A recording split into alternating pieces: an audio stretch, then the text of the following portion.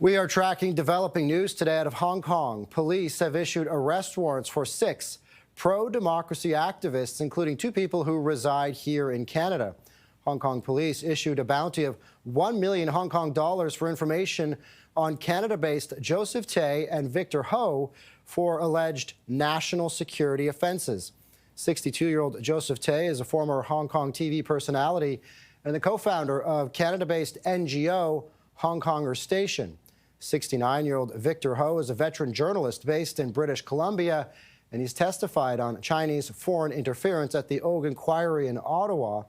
In 2020, Canada suspended the extradition treaty with Hong Kong over its controversial security law. Along with Canadians, a couple of activists based in the UK are also on the list. With me now is Carmen Lau. She is the Senior International Advocacy Associate at Hong Kong Democracy Council and former elected District Councillor of Hong Kong. She is also one of the 6 individuals the Hong Kong government issued arrest warrants for. Thanks so much for joining us in Canada. Thank you for having me, Scott. First, your reaction to all of this, seeing your name on the list, and the concern with this round of warrants appearing to target critics abroad, knowing you now have this bounty on you. To be honest, there's no fear inside of me, only that I am very concerned about our diaspora, who already has been in a sense of fear and rights terror after the implementation of national security law and the national security ordinance. And to me, the bounty and also the arrest warrant wouldn't stop me from advocating for Hong Kong's freedoms and democracy. How much power could these warrants have, seeing you're in the UK? How do you think the UK and Canadian governments should respond to these arrest warrants? To be honest, it would pose a lot of inconvenience and obstacles when we are doing our advocacy work abroad, because apparently it has linked with our identity, our passports, and we need to be extra cautious when we plan our routes to different countries. And since that, from the Hong Kong Democracy Council, our executive director, Anna Kwok, she was also wanted with bounty last year in July. So she has already expressed that the bounty has really posed a lot of inconvenience, and there would be a lot of potential harassment and intimidation from across different communities and countries.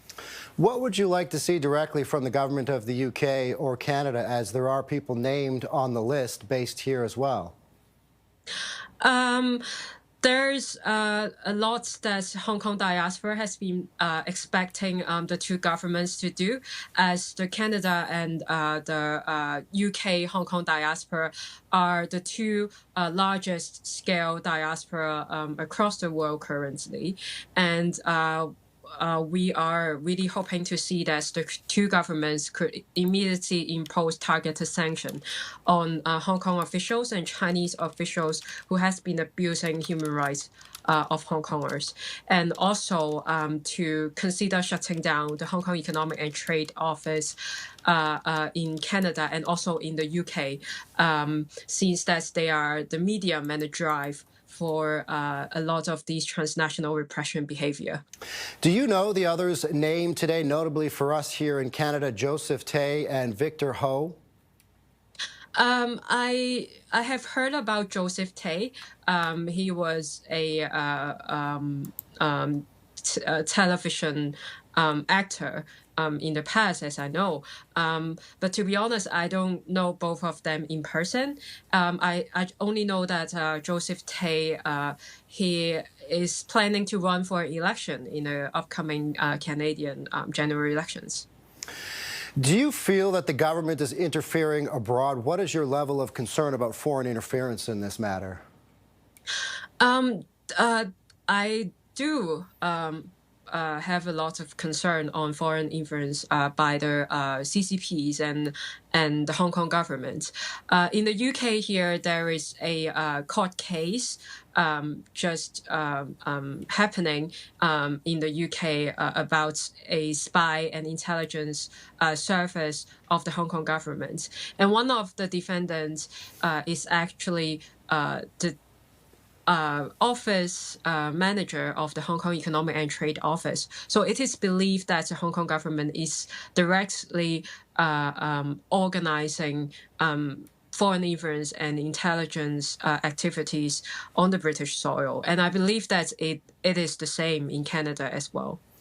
Carmen Lau is a senior international advocacy associate at Hong Kong Democracy Council and former elected district council of Hong Kong. She is also one of 6 individuals who's been issued an arrest warrant by the Hong Kong government. Carmen, appreciate your time today speaking to Canadians. Thank you very much. Thank you so much. Thank you.